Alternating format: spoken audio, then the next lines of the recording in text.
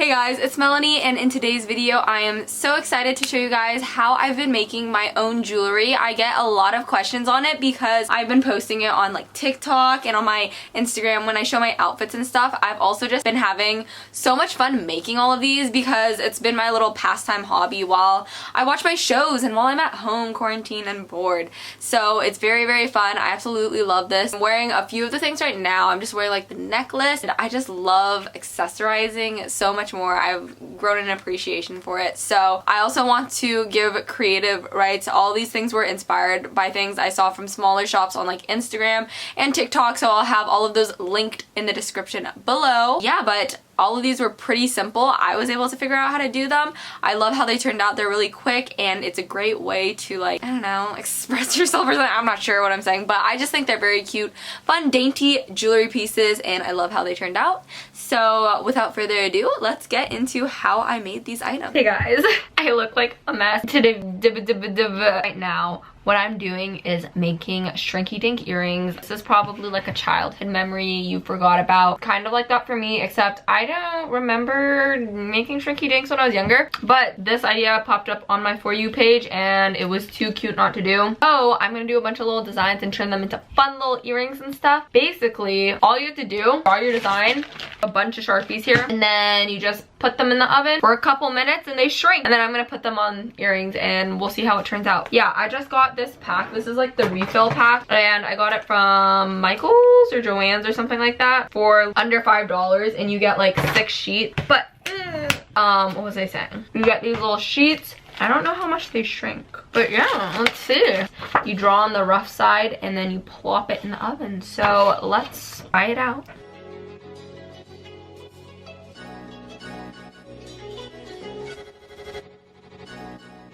For these Shrinky Dink earrings, the first thing I started off by doing was searching up some images that I wanted to copy for my Shrinky Dink inspiration.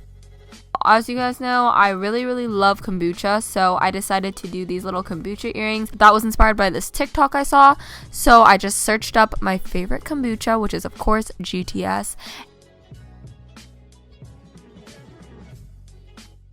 And I just copied some of the designs. I also decided to do these little Glossier bottles, tubes, makeup things that I also saw inspired by TikTok. But you can honestly draw whatever you want, whatever your heart desires, and you can be as creative with this as you'd like, which is super awesome because it's very customizable.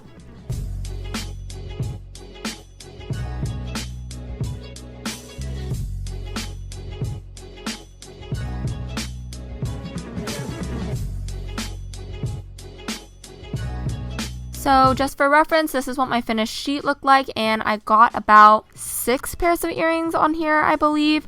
And I also ended up doing a little papaya one because you guys know I like fruit a lot also. But basically, once my sheet was full, I cut around each of the little designs as closely as I could. This next step is really important. You want to remember to poke little holes with a hole puncher in all of your jewelry pieces. That way you'll actually be able to make them into jewelry afterwards, or else you'll kind of be struggling.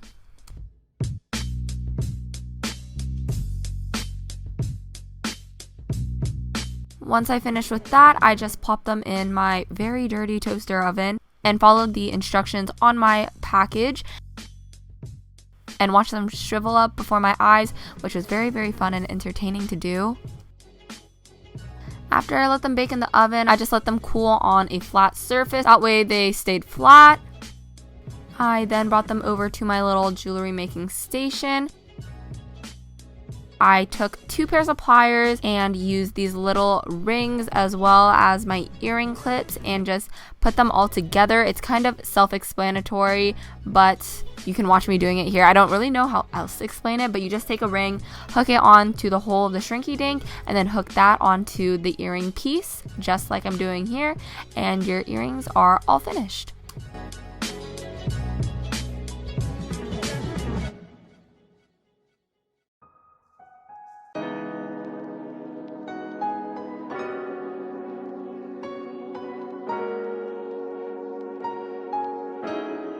This next jewelry piece is so easy. It's almost so easy that I feel a little silly making a DIY on it, but it's also my recent favorite jewelry item. I wear it literally every single day, and it's so simple that you can make tons of these and customize them.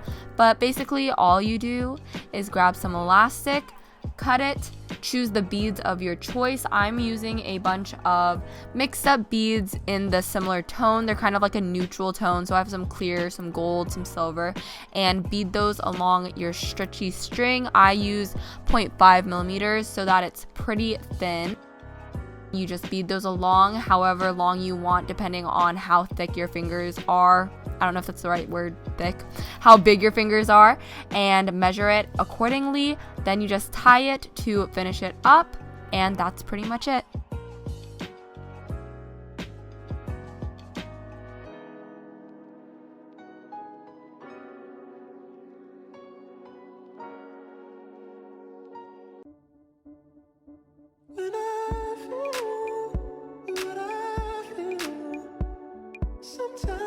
This next ring is kind of a variation on the first one, so it's taking that very simple concept and teaching you how to make this little daisy flower on the center of it. Basically, you're going to start off the same with some elastic, but this time I use a needle just to help me with the beads, and this really does come in handy. So I started off by choosing the color I want for the base of my ring, which is green, and I threaded on quite a few of those beads, but you can always add more of those later. Then I chose the base color of the petals of the flowers, and you want to string 4 of those on, followed by 1 single bead of the color of the center of the flower. Once you do this, it's a little confusing, but you're going to use the needle, and it's very helpful, and you're going to thread that back through the very first petal color. So I threaded it back through the very first white bead. Once you do this, you pull it through very tightly, and basically this helps you to form one side of the flower. Once you've pulled that nice and secure, you're just gonna thread on a couple more beads. I usually do 2.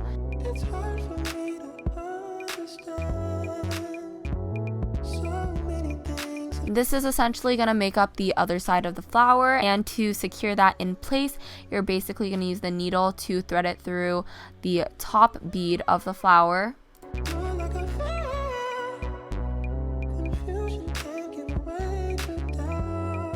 Once again, you're just going to want to pull both sides of that just to make sure that it's all secure and tight there.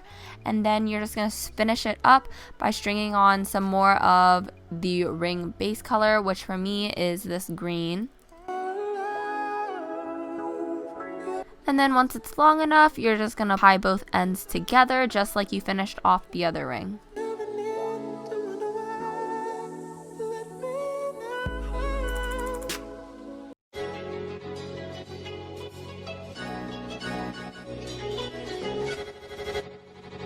This final jewelry piece is basically another variation of the ring, but just in necklace form, so it's another concept. The only difference is instead of using elastic, I use this thick embroidery thread. It was white, but you can use any color. And then I decided to use some rings and clasps for the end just to make it adjustable so that I can make my necklace longer or shorter if I'd like. So I started off by tying the thread to the clasp, and then I chose the colors that I wanted for my beads, and I chose this aqua blue and this silver color. And basically I use the same technique with this threaded needle because it makes it so much simpler, but I use the same technique of making the little flowers on the ring with the elastic, but this time it's on necklace form. So I started with 4 beads of blue because that is my outer petal shade, and then 1 bead of silver because that is going to be the center of the flower. And then I use the needle to thread it through the very first bead that I put down. I then put on 2 more blue beads, and then using the needle I threaded it through the very top bead of the flower to finish up the other side of it. Once you pull the thread tight, it really brings the flower together and you can see the entire shape of it and what it's supposed to look like. So for the rest of this necklace, I decided to leave the in-between spaces empty, so it's just this white thread, which I really like because it looks very dainty, but you can also fill the empty space with your choice color of beads or even more flowers if you wanted to do so. But basically, I just left it plain and with flowers every couple of inches, and to do this, I just left a little of space and then started my next flower in between.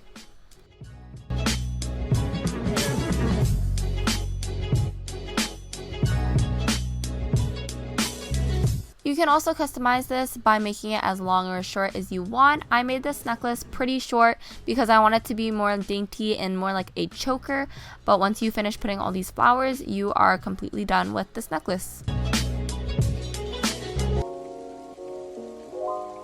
Ever since making these jewelry pieces, I've been absolutely obsessed with coming up with different ideas, and there are so many endless possibilities with how you can customize this and different jewelry pieces that you can make by just reusing the same techniques of simple beading patterns or even these little flowers. I made various necklaces and chokers as well as anklets, bracelets, and rings. So these are just a couple of the ideas, and I hope you guys enjoy.